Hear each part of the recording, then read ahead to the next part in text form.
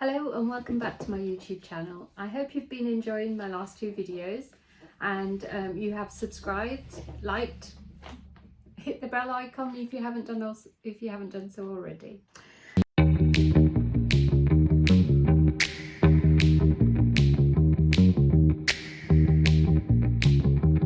And today I'm welcoming back my international student. I've got some more Q&As and I hope she's got some really short answers. So let's continue and I shall introduce you shortly.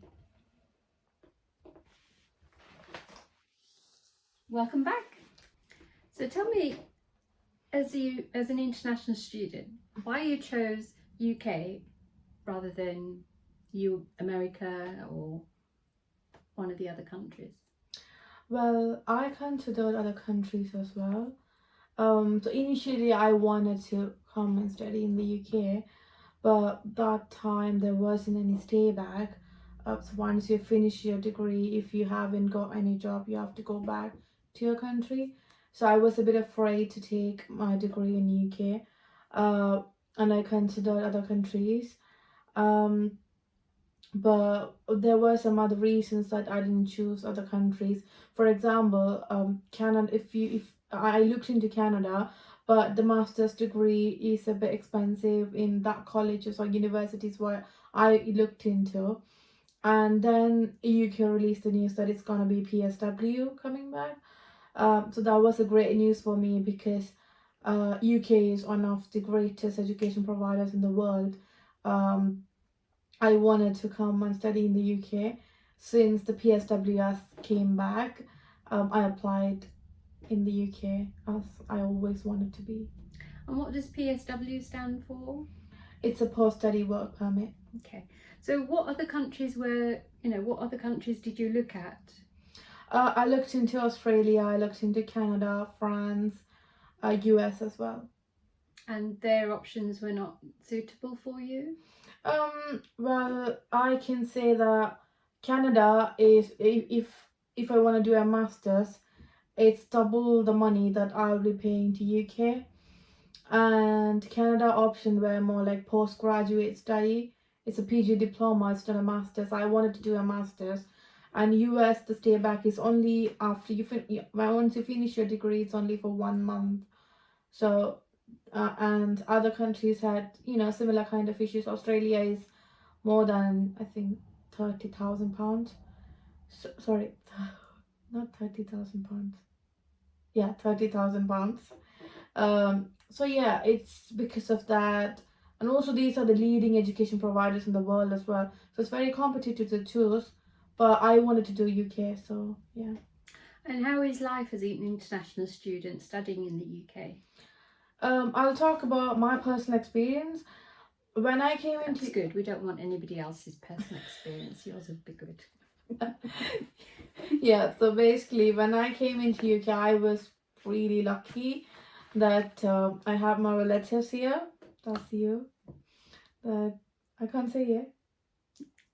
You said it. Okay.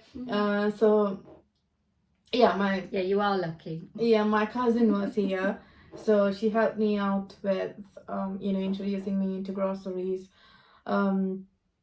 and where to shop, how to save money. She even gave me a diary to write down my expenses. And do you use that diary? Sometimes, yeah. So yeah. And I was really lucky to get a part-time job in the first week after coming here. How did you find that? So was that through the university portals, or how did you find the job? First time, in the UK. How did you find that? Yeah, so it was a nice experience that I met a bunch of people in the university who were international students. So we went to the street and we got our CV in hand and we gave the CV to all the shops. And I got a call from KFC maybe after a couple of days. So yeah, I got the job within a week after coming to UK. And do you enjoy university life? Actually, because it was last year, did you actually have one-to-one, or was it more online classes? How was it? I would say that I was so lucky that I came in 2019 before the COVID came. So I got all the face-to-face classes. The university experience is really nice, because you get the lecture sessions are really interesting because you get to talk to lecturers about whatever they have studied. You can ask them like a Q&A sessions. If you don't understand anything, they'll give you 1 hour session. And also there are so many networking events, exhibitions, where you can contact the employers, you can talk to the employers, and you can familiarize yourself within their system as well. So yeah, university experience is quite good for me. Okay, and is that different? How different is it to Indian? Basically, while I was studying, I did my bachelor's in English literature. But the weird thing, I would say the weird thing is we were taught in Malayalam, that's my mother tongue. And also we didn't have much theoretical experience or not theoretical, practical experience or practical So you didn't actually sessions. get to speak English or Nah. do the quotes in, you know. Nah, not all the school or not. That's the one thing I would like Indian education system would improve.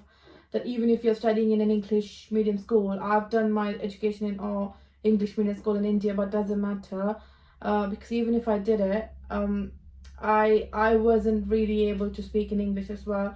I think I started speaking in English after 18 years old. Till then I was very shy. I really loved the language. That's why I learned it by myself. I didn't go for any spoken English class. I learned it by myself by watching Netflix and all. So yeah, So is that making your accent multilingual? maybe, I try to copy different accents. I really like it. So yeah, that's it. Okay. So what opportunities are there in the UK for international students? Well, it depends. Majority of the opportunities lies in engineering. I'm talking about the industrial company. So engineering, professional service, medicine, medical related field, pharmaceutical. So those are the areas. If you focus on to those areas, then they're more likely to get here to sponsorship jobs because these are the big companies. They do sponsor for your visa because sponsorship is a big thing for companies to take in. So big companies will be affordable to do it. Not all the companies, but if you focus into like big industries like these, then it's more likely for you to get your to job here. So have you completed your studies? I'll be completing my masters in this September. And what's your future goal? I'm looking into getting into a graduate program. Yeah. And are you planning to stay in the UK? Of course, I love UK. I want to be here. So you mentioned if everything goes right. You mentioned the PSW. So how does that work?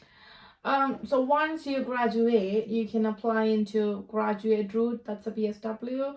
So you can apply through online, and you need to submit your documents.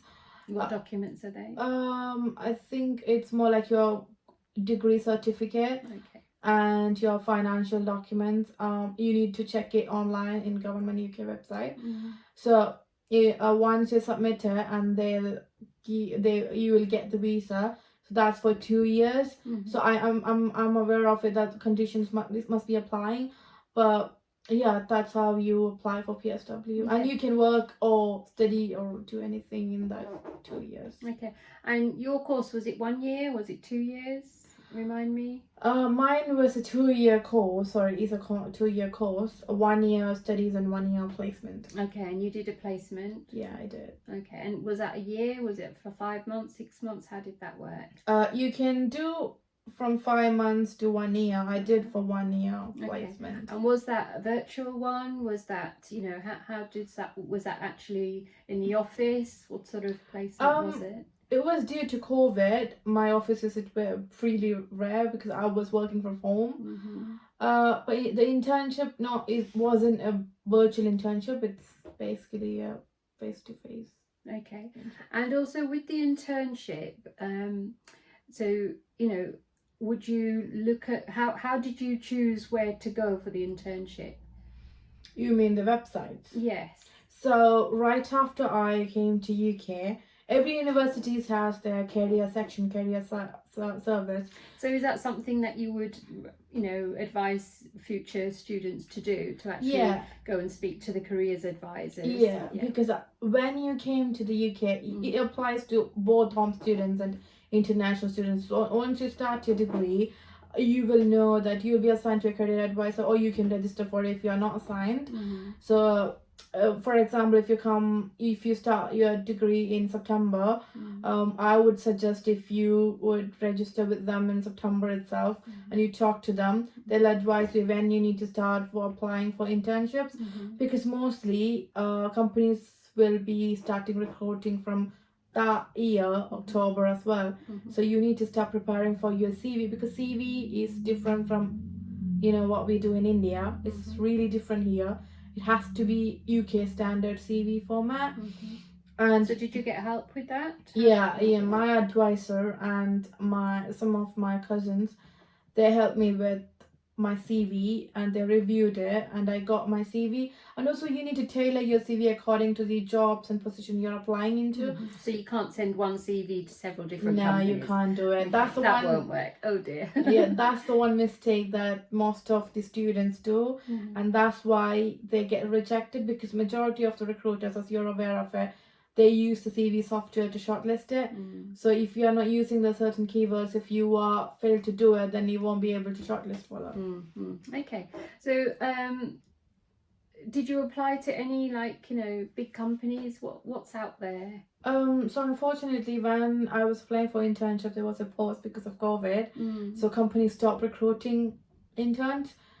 But I was waiting from 2 companies.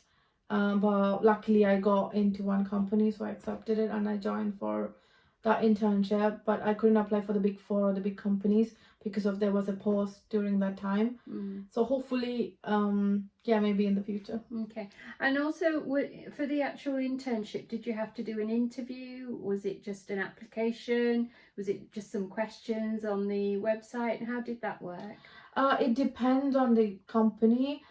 So most of them, it will be like you have to submit an application form. So the application form, you have to submit it very carefully. It should be in a specific standard. You can't really give any wrong answers in it, because. So is it competency you're talking about, or sort of? In application, it's basically your they will be understanding if you're, they'll be screening you according to, majority will be according to marks. Like if you have got. Sorry to interrupt. What was your application? So did you have, was there like questions that you had to answer, or was it a test online? Mine was, I have to fill in an application form. Okay. And then I had a telephone interview and a video interview. Okay. Yeah. So it all depends. It depends. So mostly it's like 3 to 4 stages if you are looking into get into big companies. Even small companies, if you want to get into it, there's a lot of process you have to go through. Sure. And what would you have done if you hadn't got that internship? I had prepared that in mind, because I think majority of the universities have it, like a work for yourself placement. I don't know if people are aware of it, but if you have got an internship or placement along with your course, and if you failed to find it, what you can do is you can select a work for yourself program. You need to check it with your university if they offer it. So they offer different students for doing it. So What's it called again? Work for yourself program. Okay. It's basically entrepreneurial program. Right. So you can work on a specific project. So you need to you need to do a presentation, and you need to present it to the team, the entrepreneurship team, and they'll approve it. And once you get into it, and then I was thinking to do a pop-up shop in my university, but that's what I would do if I didn't get an internship. Okay, that's quite useful. And we briefly talked about your part-time job. So how many hours can you do? You know, is it part-time? Can you only do a limited number of hours? How does that work? So during term time, that's when you study, you can only do 20 hours per And week. that's for all students or all international students? All international students. You're Okay. only allowed to do 20 hours. But during vacation or summer break, you can do more, like 40 hours. Okay, that's good. Thank you. And I think that's all for today. I hope I hope you found today's session interesting. If you've got any comments, do put them in the section below, and I shall be closing today's session. Oh, before I go, watch out for my next video, and thank you once again, Malaviga, for coming along, and till next time, bye, take care.